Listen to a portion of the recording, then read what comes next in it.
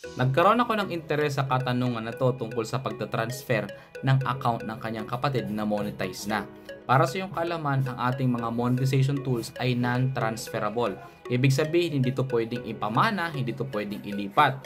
Pero kung gagamitin mo yung account ng kapatid mo, pwede mong i-try. Pero hindi to pwede na babae yung kapatid mo tapos lalaki ka. Siguro safe pa kung babae ka, babae yung kapatid mo, tapos yung i-upload mo ay unti-unti mong babaguhin yung identity, yung picture, yung pangalan. Pero yun guys, alam nyo palagi magkakaroon ng conflict dito sa yung payout. Kasi dapat palagi nagre-reflect kung sino yung may-ari, siya din dapat ang nagre-reflect sa kanyang payout. Pero why not try? Marami namang gumagawa nito. Pero ako palagi ko sinasabi ha, hindi ko ito isasuggest. Pero going back to the question, pwede ko bang gamitin ang account ng kapatid ko, ikaw yung mag-upload?